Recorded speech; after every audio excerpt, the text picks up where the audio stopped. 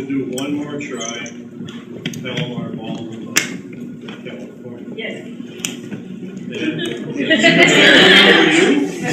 Palomar Ballroom, 1934. You were there. Absolutely. I was blonde. That's right. You were trying to bump Jean Harlow out of her place. Some places. So, for some reason, that sociologists and musicologists can't figure out that those short radio broadcasts, I don't know if it was on the night once a week, they caught on. And bingo, the young public, people in their teens, early 20s, wanted to buy these records and hear these bands on the radio. And fortunately, the black bands caught in on this because this was originally, Benny Goodman, a little while later, Artie Shaw and Lundell. It was basically, it was a white band phenomenon. Victor, Columbia, the American Record Corporation, who were the big record controllers, suddenly realized that some of the black bands, like Jimmy Lunceford, could play this stuff really well, maybe better. They had some better arrangers in a lot of cases. So, Jimmy Lunceford's band, you may or may not have heard of, he was probably the most popular black swing era band. Sold a lot of records for Decca. An old buddy of mine used to play with the Mallet Orchestra, which was a white dance orchestra. He said in 1930, they were driving through the Catskills in a bus, and they saw the Jimmy Lunceford band in the back of a farm wagon sitting on hay bales in the pouring rain, because that's all they could afford. My dad played in 20. $5 a night was really good pay. Usually you got $3 a night. Back in the 20s, if you had a day job and you played music, you did very well. You made $20, $25 a week on your day job, and you could go out on the weekend making another $10, $15. That was nice money. So they gradually progressed. You had that whole swing thing going on. You've all heard the songs. And then I'll take you into the 40s. In the 40s, a lot of the really serious jazz players, Charlie Parker and Dizzy Gillespie for 2 years, got really sick of sitting in these sections playing.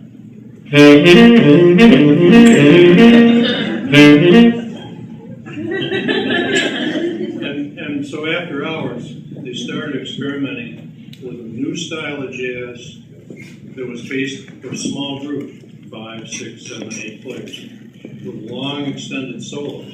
Because in the middle of this da-da-da, da-da-da, they might get one 8-measure solo, and that'd be about it. They couldn't really express their jazz feelings, which at this time had progressed more.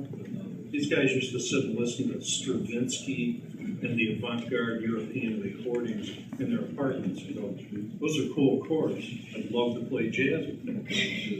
So by about 1944, bebop, although it was hardly recorded at that time, was starting to bring out something that's scared to death the white players and the general jazz public who were used to something they could understand. Because it's very, what you call, chromatic.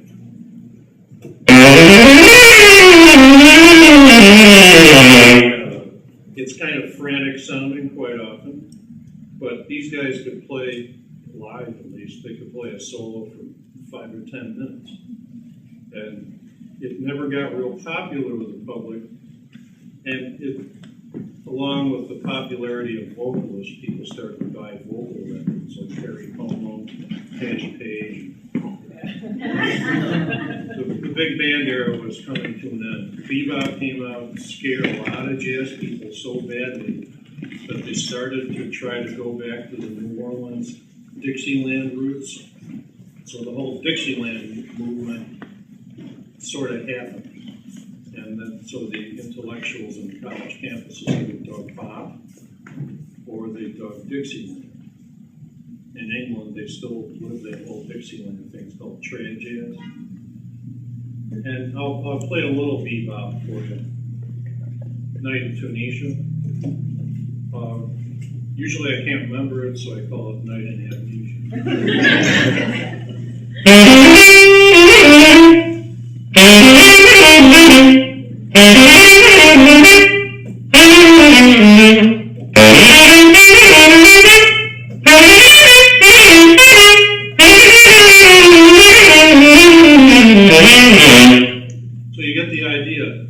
It's nothing that you're gonna take your friend out on a date and go, oh, such nice music.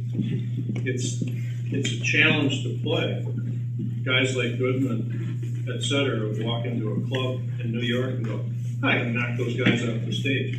So they wind up playing some frantic tune in like 5 or 6 sharps, which is real hard to plan, and those guys would walk off the stage doing it.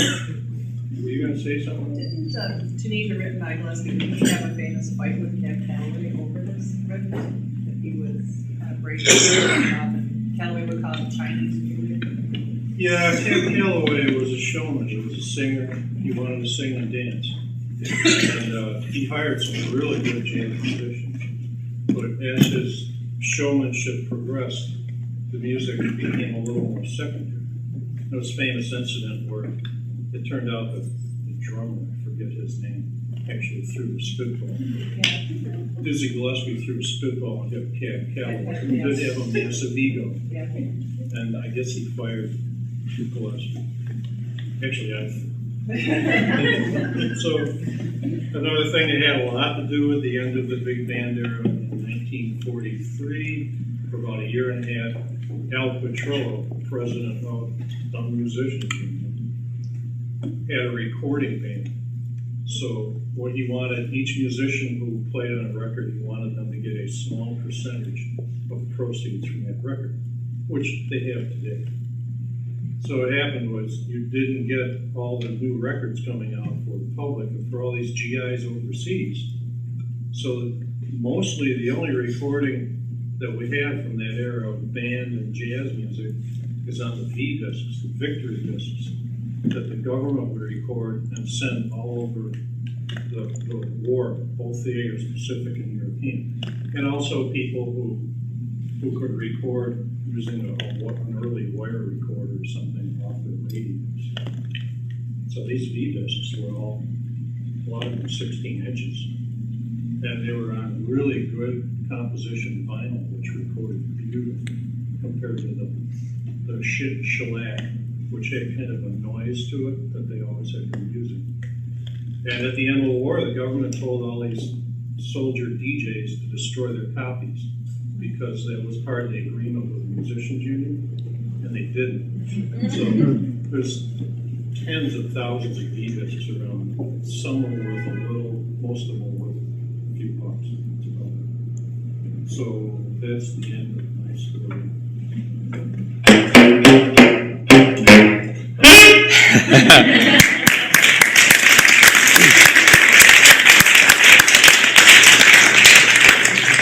You be sure to vote for right.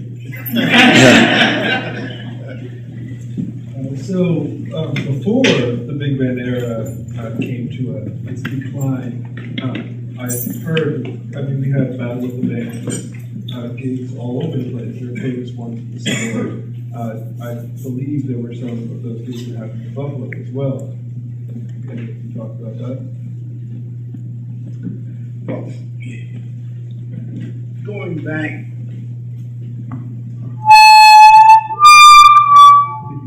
Stay away from here. I'll just stand right here. George, if you can teach me how to hit that note.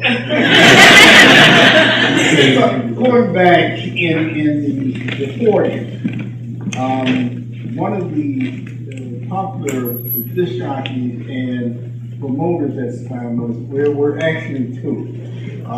Joe Rico, who had a jazz program, and I think he was the last really great jazz program in Western New York. And he just also promoted a lot of jazz at the Philharmonic at the time, music hall. And along with the Norman Grant. But one thing I wanted to say that one of the great songwriters was born here in Buffalo. They actually was born on Clinton Street, and that's Harold Arlen. And at the time, his name was Harold Arlock. And he was born in, I think it was 342 or 343 Clinton Street, which is now the playground of, it was the Performing Arts, was Technical High School. Went to Bennett Park, the school there in 32. And you can see the influence, and when you listen to his music, you can see or hear the influence of the black community in many of his songs and that he wrote through the time. But just to support what the professor said, he's talking about the relationship, the Eddie Kays, the Sammy Kells, the Frankie Bai, who were all jazz musicians who belonged to the White Union, but performed every Tuesday and Sunday at the club. And would come up there and play there at the club. The other thing I wanted to bring out that was there was a Lil Harlan Armstrong, Louis Armstrong's first wife, was a member of the Colored Musicians Club here in Buffalo. And yeah, she was a member, and she remained a member, and she lived in Buffalo for a great many years. And we have letters where she wrote, where she was late paying her dues, and saying, "I'm sorry, to get my dues paid," because it needed to be in good standing. And the other thing that a lot of people, there was also a gentleman by the name of Pete Johnson, and Pete Johnson was considered as the king of boogie woogie, and he made Buffalo his home. He's buried there in Forest Lawn, and he was there for a great many years. He played with Joe Turner and the others that's in there. So I brought all that up just to say that the other thing I want, that when we talk about the recordings, what happened was we had out of Western New York some really, really great musicians. We had a group, Lucky Miller's band, and Erskine Hawkins, but very few recordings.